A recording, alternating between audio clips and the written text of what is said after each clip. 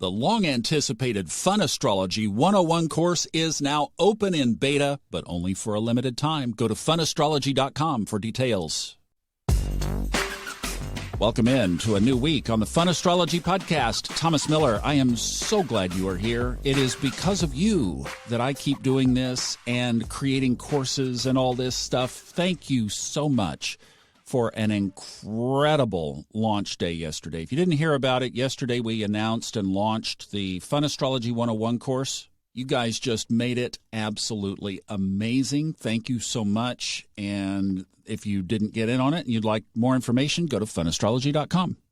Also had an amazing healing circle last night on our Facebook group, our Facebook Live group on Sunday evenings.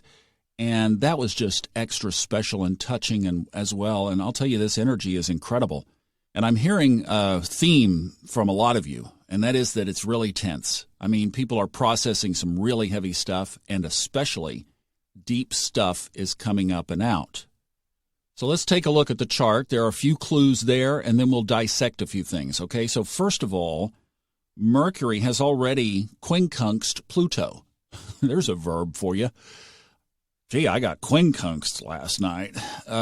Yeah, so did Mercury and Pluto. So that's this tense aspect that we're talking about that is half of a yod when it's one of the long sides of the witch's hat. And that the yod disappeared. It was only a Saturday, Sunday thing. It's gone today, but this one remaining leg stands, and that is Mercury, Pluto. We'll talk about this in a minute. The other thing we need to take note of is a sign change with the moon. 10:55 this morning, all times are Eastern. The moon moves into Virgo. Really brief void, of course, starting at 8:22 and then moves in at 5 minutes till 11.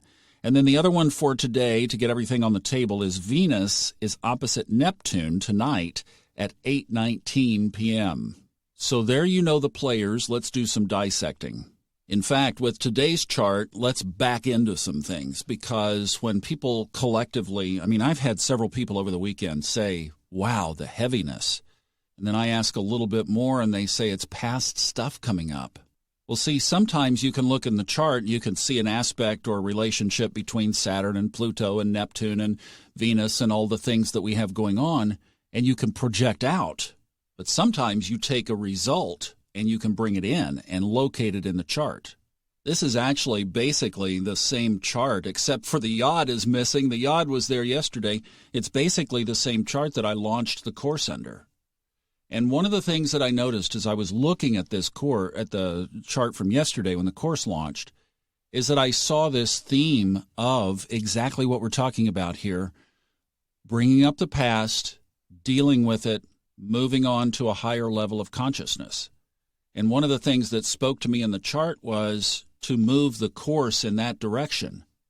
So that's going to be part of the synthesis when we get into that I'm going to design it and skew it in that direction. Because one of the other big aspects in the chart is Mars in a T-square with the nodes of the moon. So the nodes of the moon, of course, are opposite each other always. Well, now Mars is squaring that. We also call it the bending of the nodes, meaning that it just really throws extra emphasis on dealing with whatever the message of that square is. Well, it's karma. It's doing our path. So I'm going to really take the course in that direction. Now, the components of the yod, again, were Neptune and Pluto at the base, the Sun and Mercury, and the Moon at the top. Now, just borrowing again from yesterday, when I released that, the Sun, Moon, and Mercury were all in the 11th house, and they're in Leo. So this whole thing is speaking of this work that's going on is a message to the masses of this higher consciousness that's coming. In fact, let me put it this way, and this just came to me, but a verse from the Bible. Jesus said, you can't put old wine in new wineskins. And of course, what is meant by that is back in those days, they would keep wine in sacks that were made of animal hide. So the point is that the old wine would break the hide down and it wouldn't preserve anymore. Today, we would scratch our head at a statement like that. What are you talking about? Boy, you had too much wine. But back then they would know exactly what you were talking about, because it would be like saying, well, you can't put new wine today. You'd say you can't put new wine in a broken glass. So obviously the application of that is in order to move forward, we have to deal with the past. We can't take our old level of consciousness into this new dynamic. And the people that are being called to do future work on this battlefront, I say this battlefront, this transition, are people that are being asked to purge, to get rid of the old. And yes, that process is scary and it's painful, but it is necessary. Or we always have choice. We can choose to just run and kind of avoid the whole situation. But when a chart says something 3 or 4 times, then you know that it really is significant. And even last week, we had that grand trine with Chiron in there, also the South Node, and our big 3, the Sun, Mercury, and the Moon. So we'll leave it at that for today. We have a nice week ahead of us to unpack this, and we will, but there's just this big karmic theme, so the message is not to run from it, but to invite it in and get on the alignment side with the planets and start doing the work. That's the main message. Maybe we'll unpack that some more as the week goes on.